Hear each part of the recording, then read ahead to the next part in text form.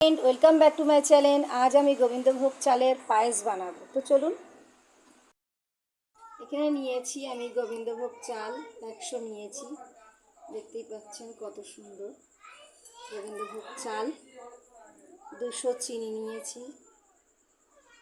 এখানে নিয়েছি আমি 500 দুধ নিয়েছি, রেড কাউ দুধ।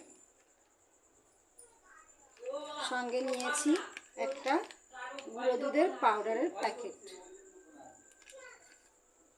এখানে নিয়েছি কাজু, কিশমিশ আর একটা এলাচ নিয়েছি। চালগুলোকে আমি খুব ভালোভাবে ধুয়ে নেব। খুব ভালোভাবে পরিষ্কার করে আমি এটাকে চালগুলোকে ধুয়ে নেব। আমি চালটাকে 2 থেকে 4 বার মতো পরিষ্কার করে ধুয়ে নেব। দেখতেই পাচ্ছেন বন্ধুরা, আমি কত সুন্দরভাবে চালটা পরিষ্কার করে ধুয়ে নিয়েছি। একদম এইভাবে পরিষ্কার করে ধুয়ে নিলে খুব সুন্দর একদম পরিষ্কার হয়ে গেছে। এবার আমি এটা 2 থেকে 3 মিনিট ভিজিয়ে রেখে দেব। আমি একটা বোল নিয়েছি, গ্যাসটা আমি জ্বালিয়ে নেব।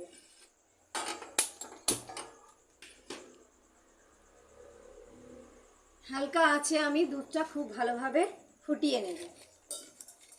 দুধটা আমি কেটে নেব।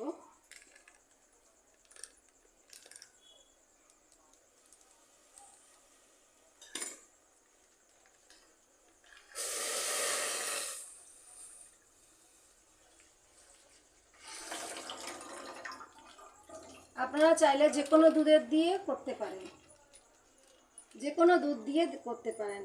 আমি নিয়েছি রেড কাউ।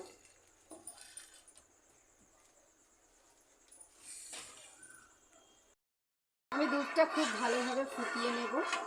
যতক্ষণ না দুধের মধ্যে বলক আসবে ততক্ষণ আমি এটাকে নাড়তেই থাকবো। দেখতেই পাচ্ছেন বন্ধুরা, দুধটা অনেকটা গরম হয়েছে। আমি এবারে খুব বেশি গরম করব না, হালকা গরমের মধ্যে আমি এই পাউডার দুধটা দেব। পাউডার দুধটা দিলে কি হবে, এর স্বাদটা খুব সুন্দর একটা টেস্ট হবে, সেজন্য আমি এটা দিয়ে দেবো পুরোটাই।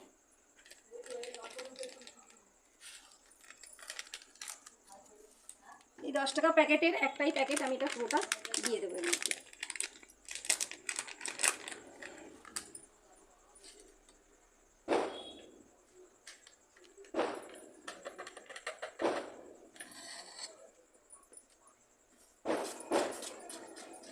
গুঁড়ো দুধটা দিলে কি হবে, খুব ঘন হবে, টেস্টটাও খুব সুন্দর হবে। এর মধ্যে আমি একটা এলাচ কেটে দিয়ে দেব। দিতে পারেন, গুঁড়ো গুঁড়ো এলাচ দিতে পারেন। আমি এইভাবে এলাচটাকে কেটে নিয়েছি।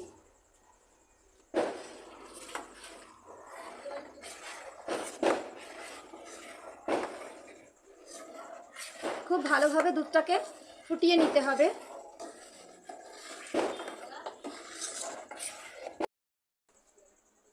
চালটা খুব ভালোভাবে ভিজে গেছে, দেখতেই পাচ্ছেন কত সুন্দর নরম হয়ে গেছে, একদম হাত দিয়ে ভাঙলে ভেঙে যাচ্ছে। এবার আমি জলটাকে ঝারিয়ে নিয়ে পিষে নেব মিক্সিতে।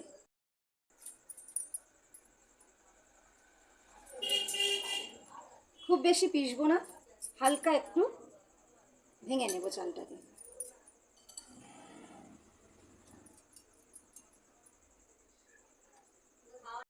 এগুলো আমি মিক্সিতে পিষে নেব। দেখতেই পাচ্ছেন এইভাবে আমি পিষে নিয়েছি। খুব বেশি ভাঙে নেইনি, অল্প একটু দানা দানা রেখে দিয়েছি। দেখতেই পাচ্ছেন এইভাবে ভেঙে নিয়েছি। এর মধ্যে অল্প একটু জল দেব।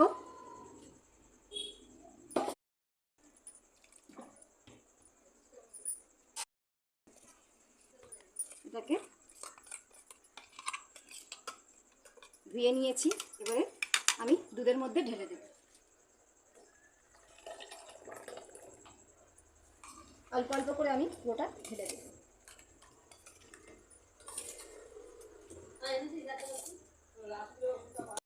ভালোভাবে আমি চালগুলোকে পিষে দিয়ে দিয়েছি দুধের মধ্যে। এবার আমি খুব ভালোভাবে এটাকে নেড়ে ছেড়ে নাড়তেই থাকতে হবে, নাহলে তলায় বসে যাবে, বসে যাওয়ার সম্ভাবনা। সেই জন্য সবসময় আমার সমানে একভাবে হাত চালিয়েই যেতে হবে। হাত নাড়ানো বন্ধ করে দিলেই তলায় ধরে বসবে, সেই জন্য আমি একভাবে তাকে নাড়িয়েই যাচ্ছি। এবার আমি এর মধ্যে চিনি দিয়ে দেব।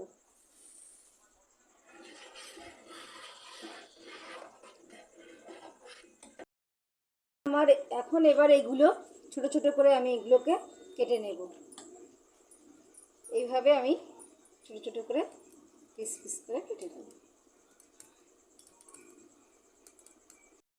দেখুন বন্ধুরা, কত সুন্দর একটা গাঢ় ভাব এসে গেছে, দেখতেই পাচ্ছেন। কালারটাও খুব সুন্দর হয়েছে, আর খুব সুন্দর একটা গন্ধও ছাড়ছে। দেখতেই পাচ্ছেন একদম গাঢ় হয়ে গেছে। এবার আমি এর মধ্যে কুচে রাখা বাদামগুলো দিয়ে দেব, কিশমিশ দিয়ে দেব,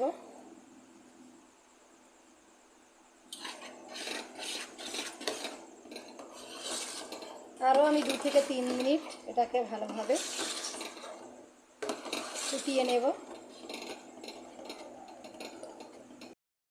দেখছেন বন্ধুরা, আমার পায়েসটা খুব সুন্দর হয়ে গেছে, একদম কমপ্লিট। এবার আমি এটাকে নামিয়ে নেব। এবার আমি এগুলোকে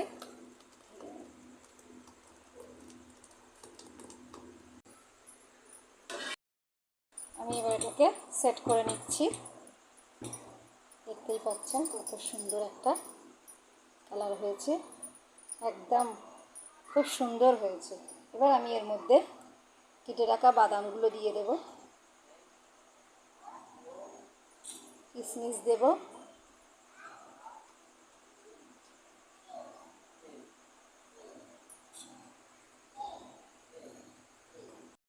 এটাকে ফ্রিজে রেখে দেব।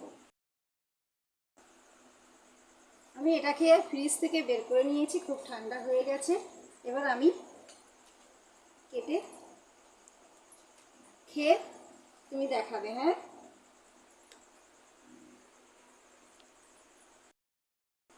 না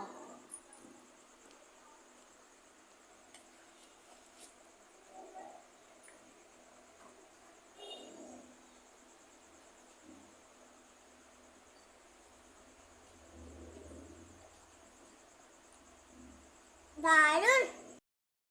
ভিডিও ভালো লাগলে লাইক করবেন, সাবস্ক্রাইব করবেন।